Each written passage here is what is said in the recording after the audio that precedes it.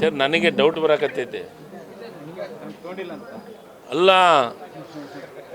ಏನಿದು B J ಪಿಯವರು ಸಾಚಗಳು ರಾಷ್ಟ್ರೀಯ ಪ್ರಮಾಣಿಕರು ಅಂತ ಡೌಟ್ ಬರಕತ್ತೆ. ಇನ್ನೊಂದು ಸತಿ ಚೆಕ್ ಮಾಡಿರಿ ಲಮಾಣಿ ಹೌದಲ್ಲ ಅಂತಂತಂದು. ಸರ್ ನನಗೇನು ಅವ್ರು ತೊಗೊಂಡಾರ ಇಲ್ಲ ಅಂತ, ಯಾಕಂತಂದರೆ ಅಷ್ಟು ಸಾಚಾತನದಿಂದ ಮಾತಾಡ್ತಾರೆ. ಬಿ ಜೆ ಪಿಯವ್ರು ಭಾರಿ ಸಾಚ ಭಯಂಕರ, ನಾವೇ ಇದು ಅಂತ ಬಂದ ಇದನ್ನೆಲ್ಲ ನೋಡಿದರೆ ಬಿ ಜೆ ಪಿಯವ್ರು ಎಷ್ಟರ ಮಟ್ಟಿಗೆ ಅದರ ಅನ್ನೋದು ಚೆನ್ನಾಗಿ ಗೊತ್ತಿದೆ.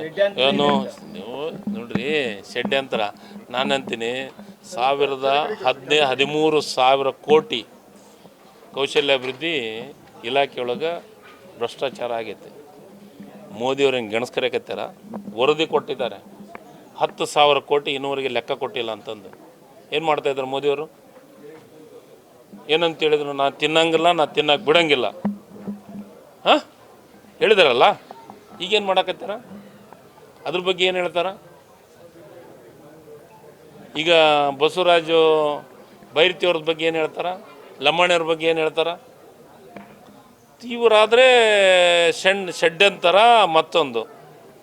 ಇದು 10,000 ಕೋಟಿದು ಇದು ಷಡ್ಯಂತರವಾ? ಹಾಂ ಈಗ ಯಾರು ರಾಜೀನಾಮೆ ಕೊಡ್ಬೇಕು? ತಿಮ್ಮಾಪುರ ಕೊಡ್ಬೇಕಾ, ಲಂಬಾಣಿ ಕೊಡ್ಬೇಕಾ, ಏನು ವಿಜೇಂದ್ರ ಕೊಡ್ಬೇಕಾ, ಆರ್ ಅಶೋಕ್ ಅವ್ರು ಕೊಡ್ಬೇಕಾ? ಯಾರು ಕೊಡ್ಬೇಕು? ಹಾಂ ಅಲ್ರಿ ಇವ್ರಿ ಸಾಚಗಳಲ್ಲ ಸರ್. ಬಿ ಜೆ ಪಿಯವರು ಭಾರಿ ಪ್ರಾಮಾಣಿಕರು, ಭಾರಿ ಸಾಚಗಳು. ಇವರೇನು ಇಲ್ಲ ಮಾತಾಡ್ತಾರಲ್ಲ. ಹಾಂ ಹೇಳಿ ಇಂಥವೆಲ್ಲ ನಾ ಇದ್ರ ಬಗ್ಗೆ ಮಾತಾಡಲಿ. ಜೋಶಿಯವರು ಯಾಕೆ ಬಾಯಿ ಮುಚ್ಕೊಂಡು ಕುಂತಾರ? ಯಾಕೆ ಮಾತಾಡಕತ್ತಿಲ್ಲ?